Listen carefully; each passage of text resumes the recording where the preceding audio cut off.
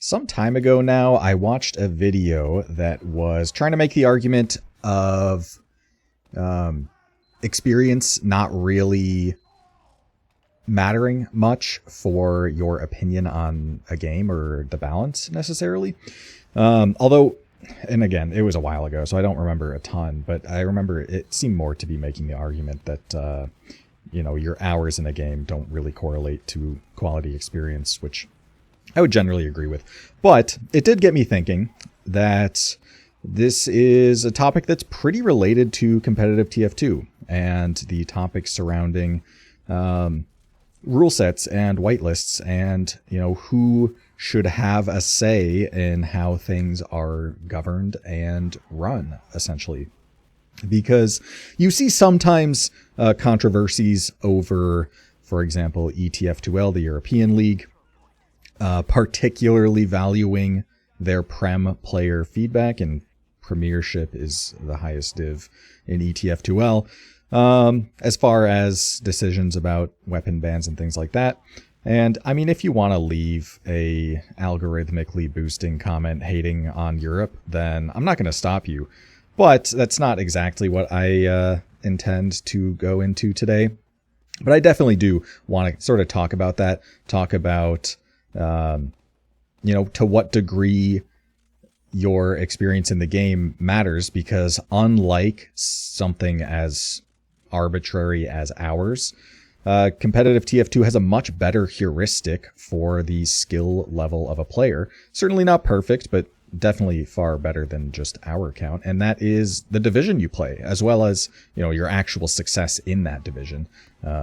And you can even, if you're familiar with the scene and the particular players that are commonly around, then you can sort of identify which seasons on a season-to-season basis are particularly strong or weak as well, for that matter. So you can really judge things more accurately in that respect, which does beg the question of how much does this experience matter? To what degree should these community decisions be dictated by those who were experienced versus the majority? This is already almost burying the lead a little, or not. That's not the right phrase I'm looking for. Kind of spoiling what I'm going to talk about.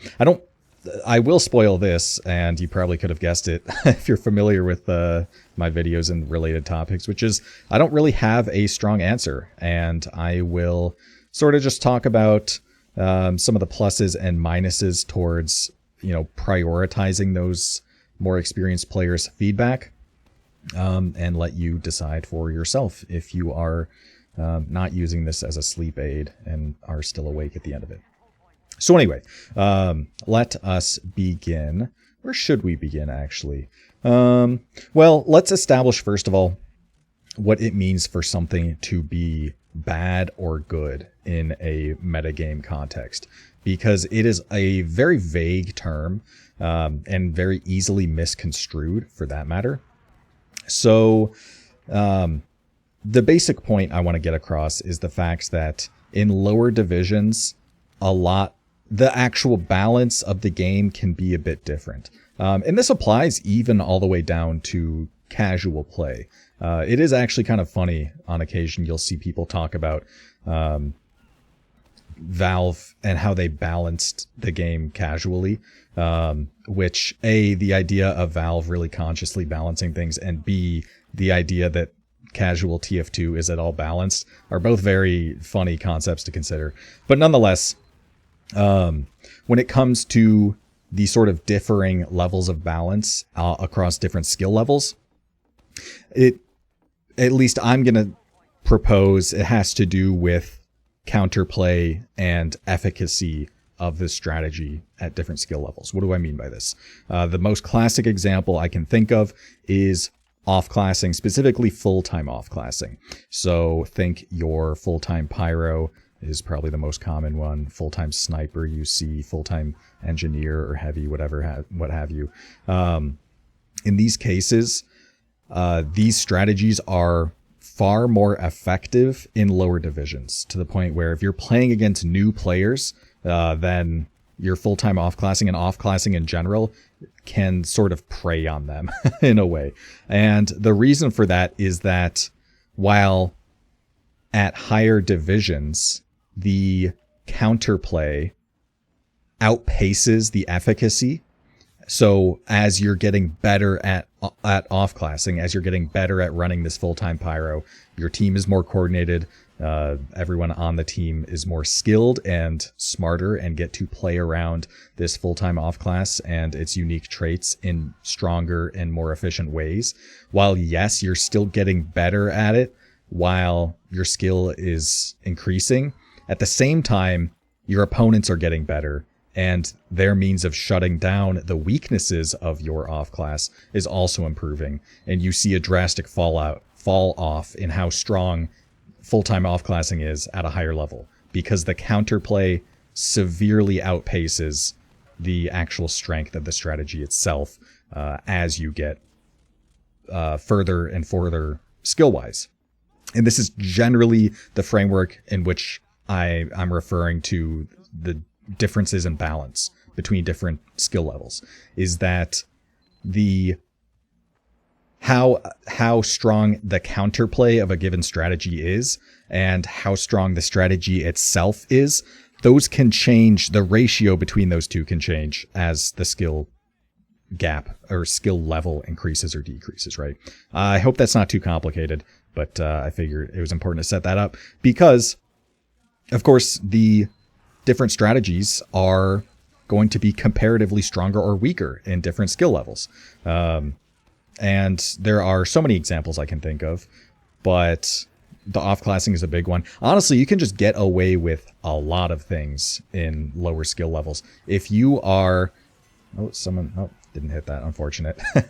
So if you are in a low div and you and your team know how to aim, then you can really do well with just about any crazy strategy you want to pull off, as long as everyone's on the same page and you're confident about it. And that really doesn't extend to the highest levels of play, in which players are, without a doubt, good enough to counterplay and react to whatever, cute gimmick you're trying to pull off and really shut that down in a serious way.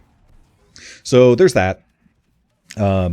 Generally speaking, these lower skill levels have different comparative strong points and weaknesses. So on the topic of how you do whitelists and what weapons might be problematic for the game mode, or what just whitelist decisions in general you want to go with, well, there is, in theory, potential for conflicting interests there. Now, that being said, I think that players at the highest level it makes sense that they might be a larger consideration in this context. Because the reason being, if you know that at a high level, something like a full-time pyro is not a particularly strong strategy, then it doesn't really matter that much, to me at least, that in low levels, it's really strong, which is, maybe this isn't the best example because I don't think full-time pyro is necessarily particularly strong. It's not something I would tell teams to run, but you get the point I'm trying to make here or maybe I shouldn't actually establish the point first. So if you know at a higher skill level that counterplay outpaces the strategy itself, then your solution is unironically to get better, right? And I understand that might not sound like the most useful advice, but I think it's more important from a sort of whitelist perspective that you are only really considering things for which the actual strategy itself outpaces the counterplay, right? Something that is viable and strong at the highest level. Because otherwise, the solution is literally just those players will get better, and then that strategy stops being so effective against them, right? Which I think is fine, right? If someone is, for example, taking an Uber into last, and the team is really bad at pushing into last for no other reason than they are missing shots, then I wouldn't say that last should be harder to hold on Uber disadvantage. I would say that those players should practice their aim, right? I think that's fairly reasonable. So there's that. And maybe at this point we'll talk specifically about some positives and negatives of quote unquote listening to the experienced players, right? Listening to higher div players, your invite players, your prem players, what have you. So we've already established that TF2 at its highest level is kind of the standard for what is and isn't broken, at least in the sense that when you are at a lower level where a strategy might be stronger than it is in more skilled play, then again, that solution of, getting better at the game and learning and practicing is going to help you and going to kind of naturally solve that problem. You don't really need the whitelist stepping in for a broken strategy if the counterplay is there, and it's just a matter of being able to. Okay, I definitely don't advocate doing this on a mid. Do I get anything? Oh, wow, that scout was buffed. That's brutal. So, yeah. So I guess that's one point in favor of the taking the experienced players' opinions into account, is that at the highest level of play, that's kind of the purest representation of where the power of strategies and counterplay intersect. Because, yeah, if something is truly broken, then you're going to find out in those contexts, versus something that's maybe contextually broken in lower level play. Like if we're even talking lowest level, like casual play, then something like a flog pyro and an uber charge is enough to basically single-handedly carry a server. But in a competitive context, there's definitely a lot you can do to counter that. And it's going to be far less effective, right? So that's number one. And number two is that these are players that are quite invested as well, because they have a lot of, generally speaking, have a lot of time played under their belt, and they have, again, a lot of experience. There are certainly players that rocket their way up to the high divs in a relatively short time span, but those types are few and far between. The sort of savants, right? Most of the time, people are playing for multiple years, multiple seasons, in order to get to that highest level, right?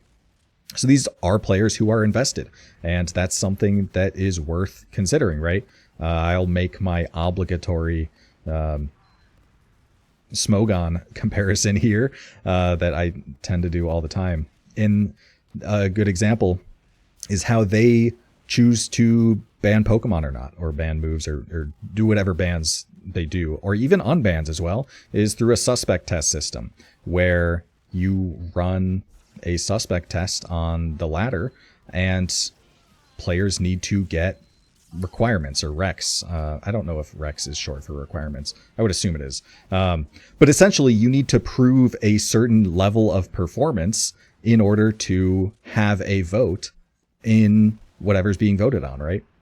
Which I think is a really elegant system because of two reasons. So first of all, you are making sure that you're selecting for players who actually know how to play and know the metagame, right? Which is important because a lot of decisions as far as banning strategies, and in the case of Pokemon, banning Pokemon or moves or abilities. In the case of TF2, it's often banning weapons. When it comes to discussions like that, it's very, very easy for people to get emotional on both sides as well. Because some people are emotional over something just being unfun to play against, or they perceive it as unfun to play against. And on the flip side, some people are just emotionally charged against the prospect of banning things to begin with. So there's definitely an emotional component on both sides there. So it is important to kind of select for those people who kind of know what they're talking about, right? And can at least make a more objective decision than someone who just might be passionate about, having Roaring Moon and OU, for example, just because they watch YouTube videos of Pokemon creators, for example. And the second reason that I think a system like that works quite well is that you're also selecting for people that are actually invested in the metagame, right?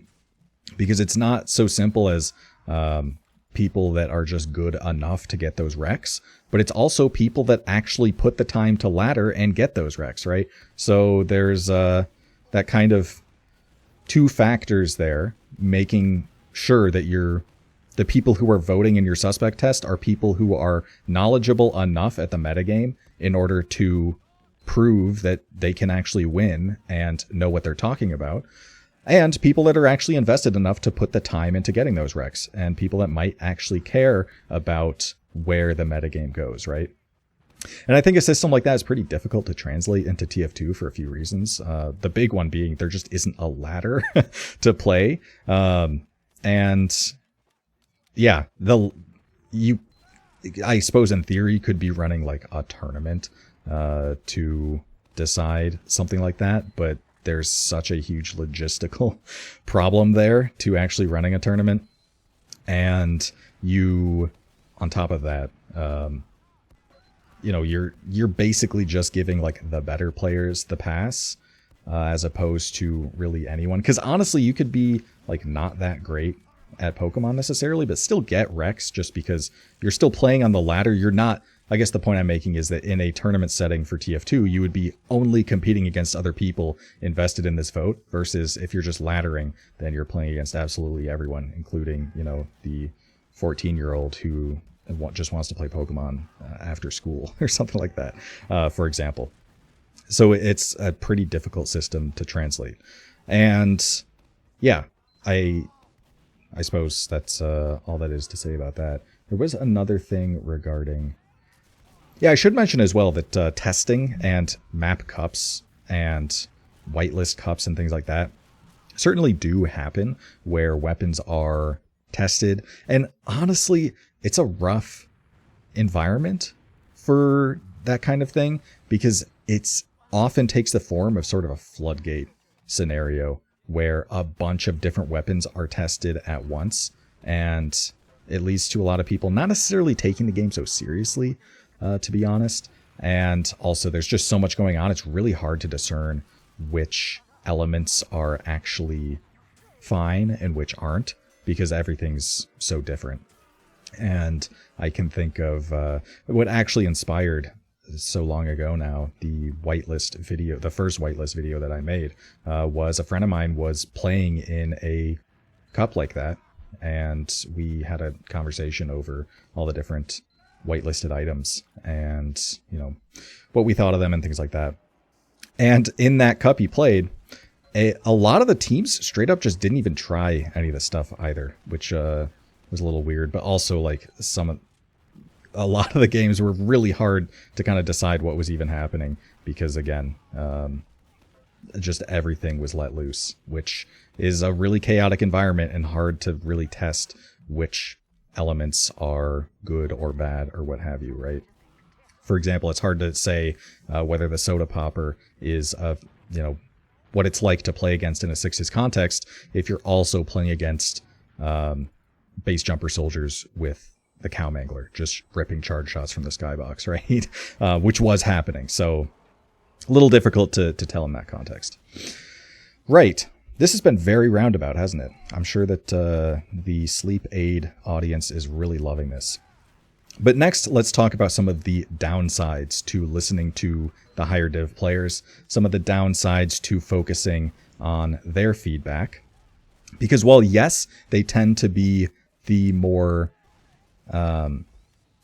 experienced, certainly, and probably more knowledgeable about the game, overall better at the game without a doubt, and generally more invested, that still that's not perfect, right? There are plenty of factors that might make their feedback less useful. So the big thing for starters is that high div players specifically, like if you just include the top two divs, so North America would be invite and advanced. If you just took feedback from those players, then that's not the majority. It's in fact a minority of the player base, getting from any season to season, right? And if something is actually problematic at the lower levels and in a way that it just isn't at a higher level, then you might be sacrificing sort of the enjoyment of the majority just because it's not necessarily affecting the few in a negative sense. Now, to be honest, I struggle to come up with specific examples of a strategy or an unlock or something that really demolishes the lower divisions like regularly, but is fine in the higher divs. Because again, that sort of just get better mantra, which again is dismissive, but at the same time, for a lot of different strategies, there is very clear and defined counterplay. It's just a matter of actually practicing it and recognizing it and getting good at that counterplay. Is a really direct way to fix the problem. But that is, in theory, an issue. Another thing as well is that invite players are biased, for sure. Biased, I would say, specifically towards the status quo, because if you are really good at the game and have a lot of experience in the game, then you are going to be biased towards the iteration or version of the game that you got really good at. I can think of a few examples illustrating this point. One just being map pool selection. I think generally speaking, and this is not an invite player thing to be biased against new maps. I see this kind of across the community, unfortunately. But I definitely notice a preference towards old maps, more prevalent among the invite players. Specifically, I'm thinking maps like Granary or Product. Product specifically, I would, in my personal opinion, I just don't like as a map, full stop. But from those who really enjoy Product, you tend to see it as those players who Product was the only Koth map for most of their TF2 careers, right? And they just have a ton of experience on this map. And yeah, they might be biased towards this map because it's something they've played so much. So there's definitely going to be an inherent bias towards the version of the game that they are already really good at, right?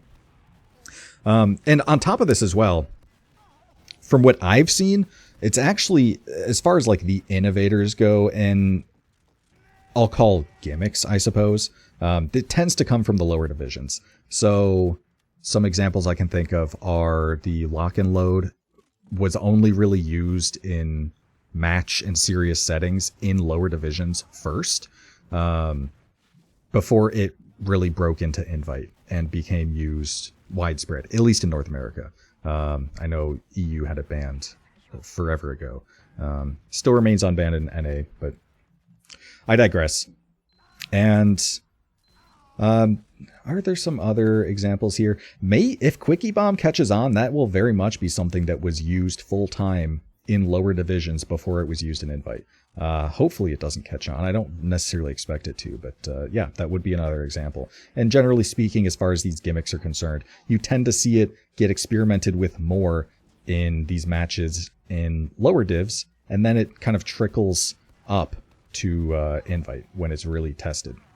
Now, that being said, I made sure to specify these quote-unquote gimmicks, or at least very, very outwardly obvious strategy choices as far as class selection and things like that are concerned.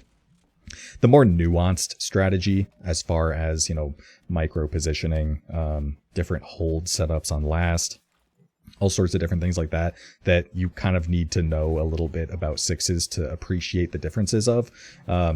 Invite are still absolutely the most creative and the most they have the most variety, because to some extent invite players are trying to sort of counter team each other or counter strat each other. If you know a specific hold that a team likes to do or a specific habit that a team likes to do, because again, season to season, an invite team is really only playing against 7-8 other invite teams. And if you're in the upper echelon of invite teams, then you're really only worried about 2 or 3 of them, or like there's 2 or 3 that you could reasonably lose to if you're one of the best, right?